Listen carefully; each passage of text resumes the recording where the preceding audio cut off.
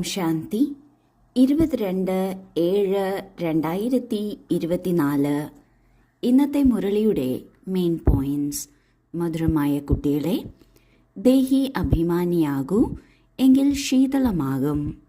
വികാരങ്ങളുടെ ദുർഗന്ധം മാറും. അന്തർമുഖിയായി തീരും, പുഷ്പമായി തീരും. ബാബ പറയുന്നു, നമ്മൾ ആത്മാഭിമാനി ആയി തീരുകയാണെങ്കിൽ ഏറ്റവും ആദ്യത്തത് നാം ശീതളമായി തീരും. ശീതളമെന്നാൽ മനസ്സ് പരിപൂർണമായി ശാന്തമാകും എന്നാണ്. എന്താണോ കഴിഞ്ഞുപോയത് അത് ഓർമ്മിക്കുകയാണെങ്കിലും നാം ശാന്തമായി തന്നെ ഇരിക്കും. അതായത് ഉള്ളിൻ്റെ ഉള്ളിൽ നിന്ന് എല്ലാ വികാരങ്ങളുടെയും പ്രഭാവം സമാപ്തമാകുന്നു. ക്രോധത്തിൻ്റെ, അഹങ്കാരത്തിൻ്റെ തുടങ്ങിയ എല്ലാത്തിൻ്റെയും. ഇപ്രകാരം വികാരങ്ങളിൽ നിന്ന് നാം ജയിക്കുമ്പോൾ വികാരങ്ങളുടെ ദുർഗന്ധം മാറുന്നു. വികാരങ്ങളെ ഇല്ല എങ്കിൽ ദുർഗന്ധവും ഉണ്ടാകില്ല. ഒപ്പം അന്തർമുഖിയാകുന്നു. അന്തർമുഖി എന്നാൽ നമ്മുടെ ചിന്താഗതി നമ്മളിൽ ആധാരിതമായിരിക്കും. എന്ത് സംഭവിക്കുന്നുവോ, ഞാൻ എന്താണ് ചെയ്യേണ്ടത്, എന്താണ് എൻ്റെ വശത്തു നിന്നുണ്ടായ തെറ്റ്, ഈ തരത്തിൽ നാം ചിന്തിക്കും. മറ്റുള്ളവരെന്തു ചെയ്തു, അല്ലെങ്കിൽ അവരെ എങ്ങനെയാണ് ബ്ലെയിം ചെയ്യേണ്ടത്, ഇങ്ങനെ ആയിരിക്കില്ല ചിന്തിക്കുന്നത്. ഒപ്പം പുഷ്പമായി തീരുകയും ചെയ്യും. പുഷ്പമെന്നാൽ സർവഗുണങ്ങൾ കൊണ്ട് നിറഞ്ഞവരെയാണ് പുഷ്പമെന്ന് പറയുന്നത്. ആത്മാഭിമാനിയാകുന്നതിലൂടെ വികാരങ്ങൾ നമ്മളിൽ നിന്ന് പോകുന്നു, അതിനു പകരം ഗുണങ്ങൾ വരുന്നു. ചോദ്യം: ബാബ് ദാദ എല്ലാ കുട്ടികൾക്കും ഏത് 2 വരദാനമാണ് നൽകുന്നത്? അവയെ സ്വരൂപത്തിൽ കൊണ്ടുവരുന്നതിനുള്ള വിധി എന്താണ്? ഉത്തരം: ബാബ എല്ലാ കുട്ടികൾക്കും ശാന്തിയുടെയും സുഖത്തിൻ്റെയും വരദാനം നൽകുന്നു. ബാബ പറയുന്നു, കുട്ടികളെ, നിങ്ങൾ ശാന്തിയിലിരിക്കുന്നത് അഭ്യസിക്കൂ. ആരെങ്കിലും തലതിരിഞ്ഞ് സംസാരിക്കുന്നെങ്കിൽ നിങ്ങൾ ഉത്തരം നൽകാതിരിക്കൂ. നിങ്ങൾ ശാന്തമായിരിക്കണം. അനാവശ്യമായ സംസാരം ഉണ്ടാകരുത്. ആർക്കും ദുഃഖം കൊടുക്കരുത്. വായിൽ ശാന്തിയുടെ മണി ഇട്ടുവെക്കൂ, എങ്കിൽ ഇവ 2 വരദാനവും സ്വരൂപത്തിൽ വന്നു ചേരും. ബാബയിൽ നിന്നും നമ്മൾ കുട്ടികൾക്ക് ശാന്തിയുടെയും സുഖത്തിൻ്റെയും വരദാനമാണ് ലഭിക്കുന്നത്. ഈ വരദാനം ജീവിതത്തിൽ കൊണ്ടുവരുന്നതിന് ഇത് ജീവിതത്തിൽ ഉപയോഗിക്കുകയാണ് വേണ്ടത്. അത് എങ്ങനെ ഉപയോഗിക്കണം എന്നും ബാബ പറഞ്ഞു തരുന്നു. നാം എപ്പോഴും ശാന്തമായി ഇരിക്കുന്നത് അഭ്യസിക്കണം. ശാന്തമായി ഇരിക്കുക എന്നത് പുറമേ ഇരിക്കുക തന്നെ വേണം.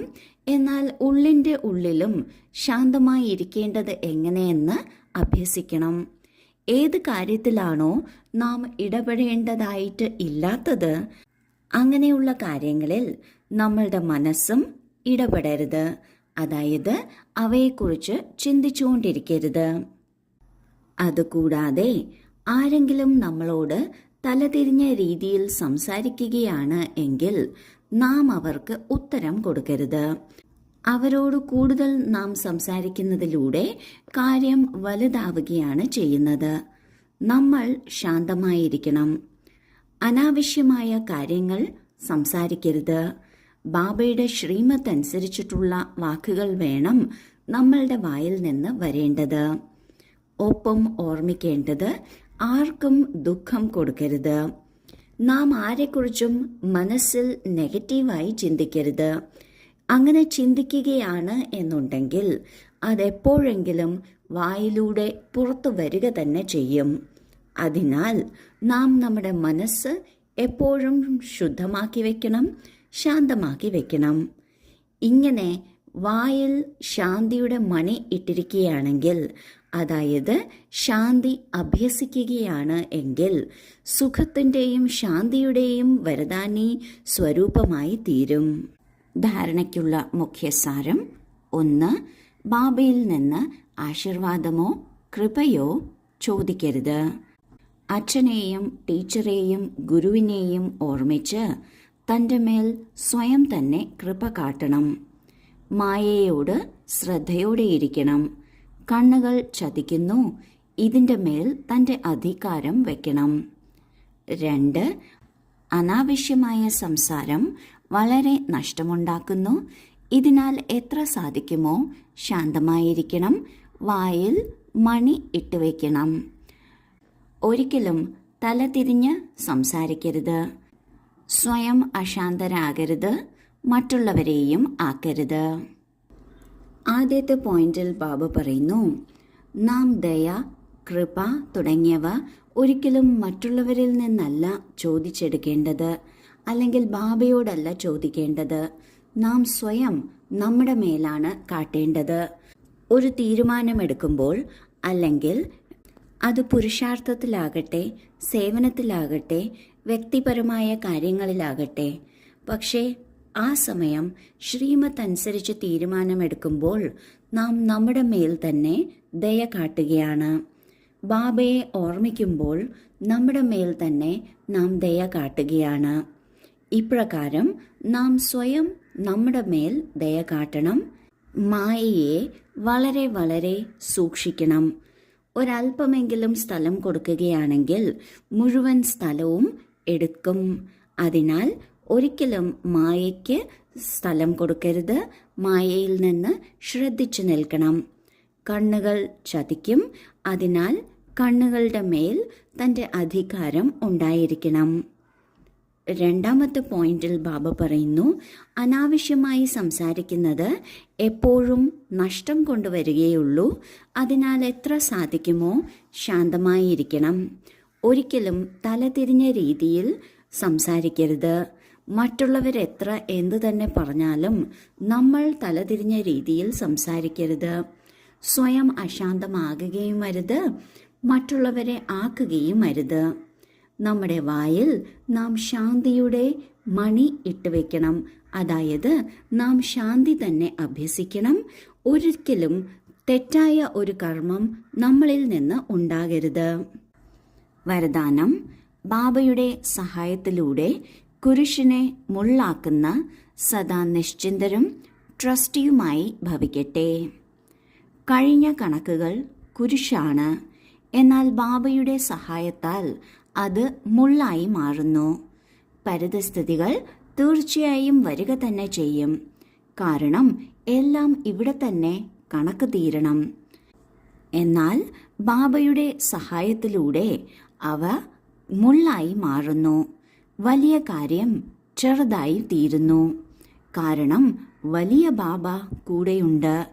ഈ നിശ്ചയത്തിന്റെ ആധാരത്തിൽ സദാ നിശ്ചിന്തരായിരിക്കൂ. ട്രസ്റ്റിയായി എന്റേതിനെ നിന്റേതിലേക്ക് മാറ്റി ഭാരരഹിതരാകൂ. എങ്കിൽ എല്ലാ ഭാരവും ഒരു സെക്കൻഡിൽ സമാപ്തമായി തീരും. ബാബ ഉയർന്നതിലും ഉയർന്നവനാണ്. ഏറ്റവും വലിയ ബാബയാണ്. അങ്ങനെയുള്ള വലിയ ബാബ നമ്മുടെ കൂടെ ഉള്ളപ്പോൾ നമ്മുടെ മുന്നിൽ വരുന്ന എല്ലാ കർമ്മകണക്കുകളും പരിതസ്ഥിതികളും വലുതിൽ നിന്ന് ചെറുതായി മാറുന്നു. കുരിശുപോലെ വലിയ കാര്യങ്ങൾ ചെറിയ മുള്ളായി തീരുന്നു. ഇതിൻ്റെ ആധാരമെന്നത് നിശ്ചയമാണ്. എൻ്റെ കൂടെ ആരാണുള്ളത് എന്ന നിശ്ചയം. ഈ നിശ്ചയമുണ്ടെങ്കിൽ നിശ്ചിന്തമായിരിക്കാം. ട്രസ്റ്റിയായി എൻ്റേതെല്ലാം ബാബയുടേത് എന്ന് ചിന്തിച്ച് വളരെ ഭാരരഹിതമായിരിക്കാം. ഇതിലൂടെ ഒരു സെക്കൻഡിൽ തന്നെ എല്ലാ ഭാരവും സമാപ്തമാകും. സ്ലോഗൻ: ശുഭഭാവനയുടെ സ്റ്റോക്കിലൂടെ നെഗറ്റീവിനെ പോസിറ്റീവിലേക്ക് പരിവർത്തനം ചെയ്യൂ. പതിവായി ശുഭഭാവന വയ്ക്കുന്നതിലൂടെ അതിൻ്റെ സ്റ്റോക്ക് വർദ്ധിക്കുന്നു. അങ്ങനെയുള്ളപ്പോൾ ഒരു വിപത്തിൻ്റെ സമയത്ത് അല്ലെങ്കിൽ വിപരീത പരിതസ്ഥിതിയിൽ നെഗറ്റീവിനെ പോസിറ്റീവിലേക്ക് മാറ്റുന്നത് എളുപ്പമായി തീരും. ഓം ശാന്തി.